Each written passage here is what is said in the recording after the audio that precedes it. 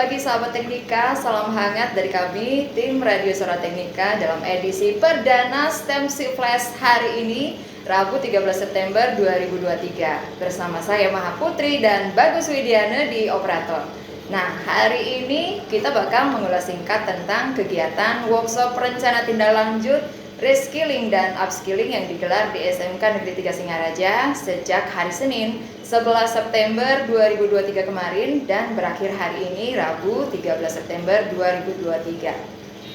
Oke, bersama saya sudah hadir Bapak Dr. Arif Firdausi Ananda SPD MPD. Selamat pagi Bapak.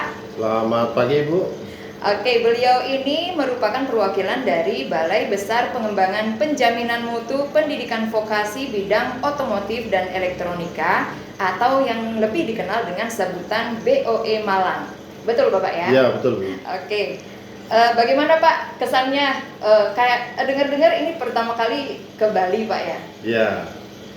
Jadi menarik sekali Bu, di SMK Negeri 3 Singaraja ini cukup bagus ya, peralatan musiknya hebat lah pokoknya. Ini skala Bali mungkin nomor 1 sama nasional juga perlu diperhatikan ini. Bagus ya. Oke, nanti kita kupas lebih lanjut Pak ya. Nah, untuk workshop ini kan diadakan dalam rangka penguatan SMK Negeri 3 Singaraja sebagai SMK Pusat Keunggulan atau SMKPK. Nah, tahun ini kita sudah memasuki tahun ketiga Pak ya. Nah, mungkin Bapak selaku narasumber dalam kegiatan workshop, apa saja hal-hal yang ingin Bapak tekankan dalam kegiatan workshop ini, Pak? Oke, terima kasih. Selamat pagi, Om Swastiastu, Namo Buddhaya, salam kebajikan. Terima kasih Mbak Maha Putri dan Mas Bagus ya. Saya selaku narasumber dari BPPMPV, kebetulan Bapak Kepala kami juga Bapak Dr. Igusti, juga alumni sini ya, jadi cocok sekali. Nah, sedikit tadi cerita sebelum kita masuk ke workshop ya. SMK Negeri 3 Singaraja ini menurut kami SMK yang top ya, bahkan peralatan fasilitasnya cukup menarik. Jadi di Jawa pun SMK ini termasuk SMK besar, apalagi di Bali ya. Artinya di Jawa yang banyak SMK cukup bagus lah peralatan, fasilitas dan kawan-kawan semua. Nah, berkenaan dengan workshop SMKPK ini yang kegiatannya adalah RTL. Jadi RTL itu rencana tindak lanjut dari kegiatan para guru untuk reskilling upskilling yang pernah didiklat di balai ya atau di balai besar. Nah, sekarang kita kembangkan mereka. Artinya mereka di sana sudah kita diklat, kemudian magang. Nah, yang sekarang mereka ini harus mengembangkan di sekolah ini apa saja yang perlu dikembangkan. Nah, fokus dalam kegiatan ini adalah mereka diharapkan bisa membuat modul ajar, kemudian bisa upload di PMM, ya platform Merdeka Mengajar, yang itu dituntut oleh Kemdikbud semua guru untuk bisa mengupload atau memberikan sesuatu isilah di dalam PMM tersebut. Nah, tuntutan dalam kegiatan ini adalah membuat modulnya tadi, kita arahkan modulnya berbasis project. Ya, biar semua guru nanti aplikasinya ke arah sana. Jadi tentunya kedepannya nanti tidak ada batas-batas yang pasti, yang fix ya di dalam beberapa mata pelajaran. Adanya adalah keinginan siswa atau kebutuhan siswa di antara beberapa kompetensi tadi, sehingga mata pelajaran itu dianggap sebagai penunjang kebutuhan siswa nanti setelah mereka lulus itu seperti apa. Ya, nah. Di hari ketiga ini kita harapkan nanti para guru ya sudah mengambil video, editing dan mengupload di PMM, sehingga para guru yang mungkin biasanya hanya praktek ya, hanya pegang mesin, pegang alat, sekarang harus mengikuti tren kebutuhan seperti ini dan itu bisa diupload sehingga nanti para guru juga bisa eksis di tingkat nasional, karena di PMM ini nanti juga akan dilihat semua guru, semua siswa dan lain-lain di tingkat nasional ini. Itu harapannya seperti itu. Terima kasih. Jadi mungkin kalau bisa dirangkum, jadi guru-guru itu juga dituntut untuk semakin melek teknologi lah ya Pak. Betul. Jadi biar nggak anak muda aja bikin story IG yang seperti itu. Jadi guru-guru konsumsinya kan anak muda ya, Ya, siswa, jadi ya harus ikut kita. Ya, harus gitu ya. ikut. Ya, Oke, ya. jadi fokusnya untuk guru itu adalah bagaimana memaksimalkan platform Merdeka Belajar, Iya, Merdeka betul, Mengajarnya. betul. Oke. Iya, betul. Nah, apa namanya? Kalau kita bicara kurikulum, bicara PMM. Nah, PMM ini kan digelontorkan itu seiring kayaknya ya, kalau nggak salah dengan sebagai implementasi dukungan atas dikembangkannya kurikulum Merdeka Mengajar. Nah, SMK PK dan kurikulum Merdeka Belajar ini kan kurikulum Merdeka itu kan kayaknya satu paket gitu Pak ya. Iya, iya, betul. Nah, menurut Bapak bagaimana keterhubungan konsep antara keduanya? Ya, jadi antara SMK PK ini kan istilahnya SMK program PK ya. Pada satu saat tertentu akan mendapatkan SK menjadi SMK PK, artinya pusat keunggulan. Nah, sekarang masih program ini beberapa tahun dikembangkan seperti itulah. Apa maksudnya dikembangkan? Dikembangkan adalah ada yang dibantu ya untuk hard skill, kemungkinan di produk-produk peralatan, mesin, fasilitas, infrastruktur, ada yang dapat gedung, ada yang dapat ruang praktek, ada yang dapat mesin dan lain-lain, itu adalah secara hard skill. Nah, di dalam IKM ini, implementasi kurikulum Merdeka, ini adalah bahasanya ini soft skill. Jadi ada yang bantuan fisik dan ada yang bantuan yang non fisik. Non fisik ini berupa kurikulum yang itu termasuk program kegiatan. Untuk apa? Untuk mengembangkan guru, mengembangkan siswa, kemudian mendidik pola mengajar guru yang dulu mungkin masih konvensional menjadi sesuatu yang hebat, kemudian dulu masih berorientasi kepada teaching center, sekarang ke student center, kemudian pemikiran-pemikiran mata pelajaran yang mungkin bahasanya kaku ya, sekarang lebih fleksibel, lebih enak, dan itu semuanya nanti berarah ke kebutuhan siswa seperti itu. Ya, ya. Mungkin bisa dibilang juga arahnya pengubahan mindset gitu Pak. Iya, betul. Perubahan mindset yang dulunya itu seolah-olah gurunya yang paling pinter. Ya. Nah, sekarang tidak ya. Siswa dimotivasi, kemudian di coaching ya, kemudian didampingi, kemudian diarahkan seperti itu. Jadi peran guru sudah berubah lah, bukan sebagai pemain utama atau peran utama, tetapi dia lebih ke arah sutradara ya, seperti itu. Jadi mengarahkan sampai betul-betul artis atau betul-betul siswa ini nanti sampai berhasil dengan kemampuan sendirinya. Oke. Ya. Apa namanya, sebenarnya ya kalau kita melihat kurikulum Merdeka itu dari segi konten itu memang futuristik ya Pak ya. Jadi memang bagaimana kita menempatkan anak didik kita itu sebagai sumber perhatian kita selama proses pembelajaran. Nah, mungkin guru-guru kita juga terkendala nih Pak sebenarnya dengan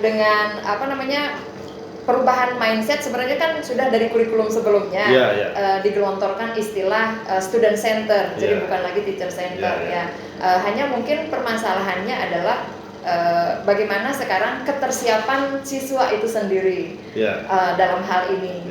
Jadi gurunya sudah berusaha, tetapi mungkin agak susah membuat supaya anak-anak itu keluar dari zona pasifnya ini sebenarnya. Betul. Jadi ini kan PR besar juga ya Pak ya.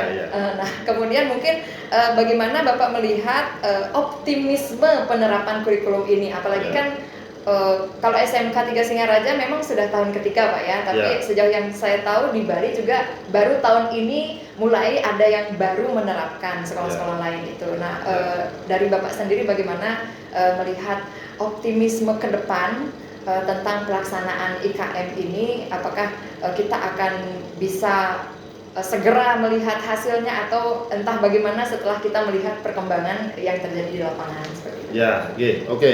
Terima kasih Mbak Putri. Jadi kurikulum Merdeka ya, penerapan SMK ini ada namanya mulai dari mandiri berbagi ya, ada yang mandiri belajar seperti itu. Jadi yang awal-awal mandiri belajar, kalau udah SMK 3 Singaraja ini kan sudah leading ya, berarti mandiri berbagi, kita harus berbagi kepada yang lain untuk kurikulumnya ini. Nah, bagi SMK-SMK yang belum menerapkan ya untuk ini, ataupun tahun ini baru pertama kali menerapkan ini, nantinya akan terasa enak, enjoy, karena kurikulum Merdeka ini suatu kurikulum yang berorientasi pada life skill. Life skill itu bukan seolah itu yang kita pikirkan bukan tahun ini, tapi nanti setelah mereka itu lulus dari SMK itu apa yang mereka inginkan, apa yang mereka dapatkan, ya, kemudian apa yang mereka nanti akan tempuh menjadi seorang yang lulus SMK ini karirnya di mana, seperti itu ya. Sehingga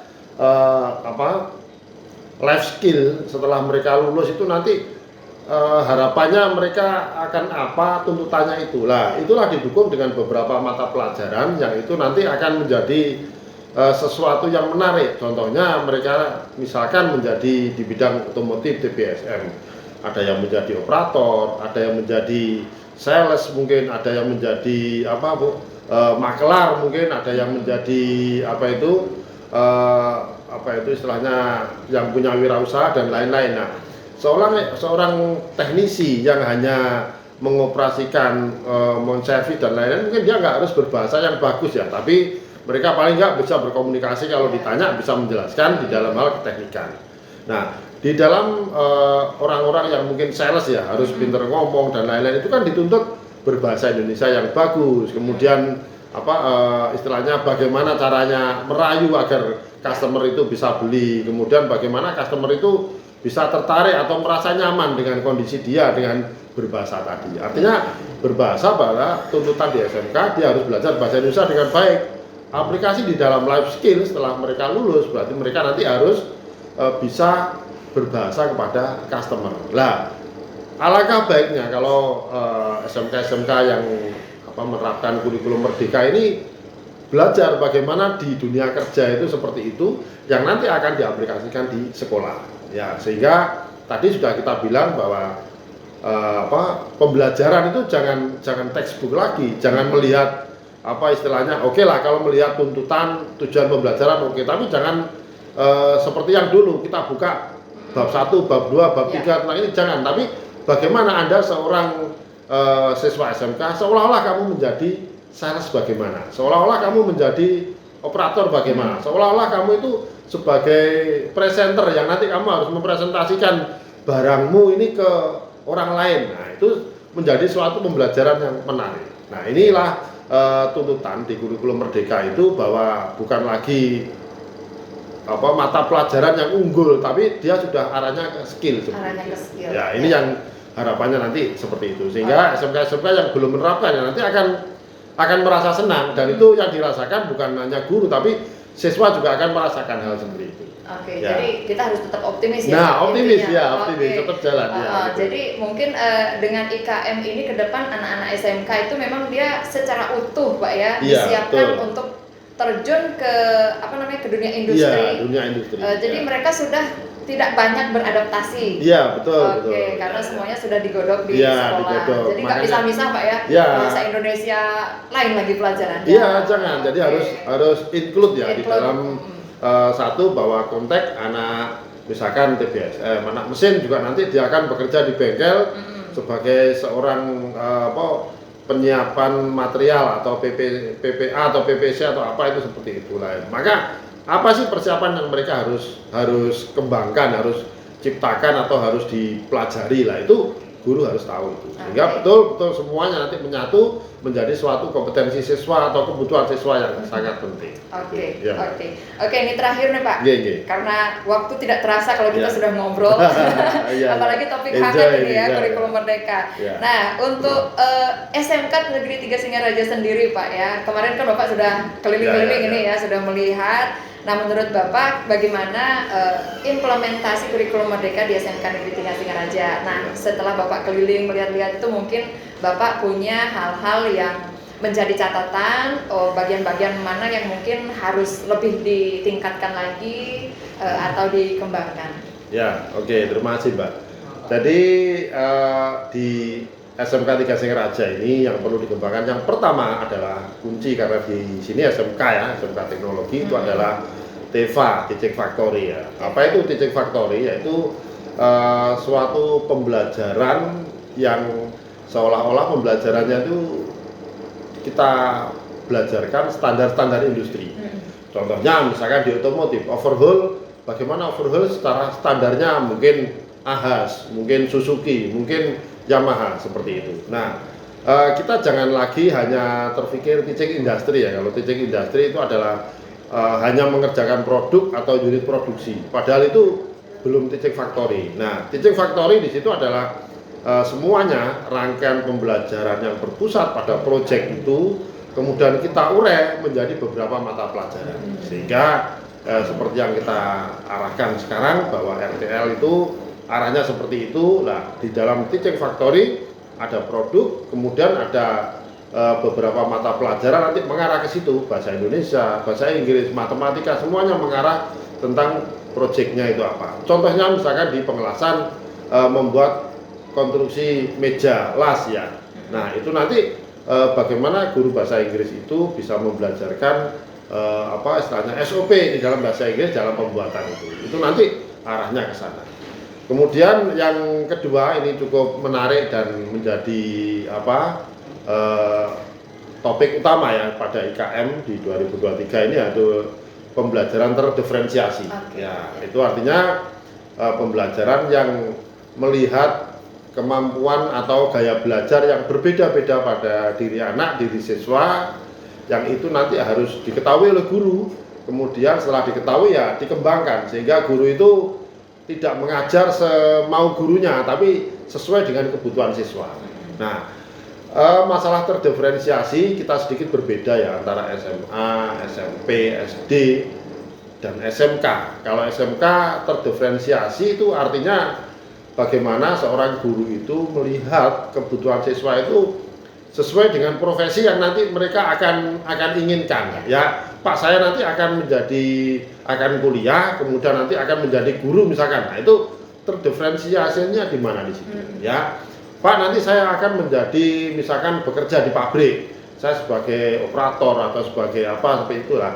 Terdiferensiasinya di mana? Di situ adalah kita urai Bu nanti, bahkan ini ya tugas guru BKK juga mengurai suatu job atau pekerjaan tertentu apa saja yang mereka butuhkan, sehingga betul-betul terdiferensiasinya ini adalah berorientasi pada karir ya, bukan pada hanya gaya belajar atau apa istilahnya, oh ini gayanya lebay, ini gayanya ngomong saja, nggak mau nulis, ini gayanya nulis tapi suruh ngomong nggak bisa lah, bukan seperti itu, tapi nanti arahnya ke suatu profesi tertentu ya.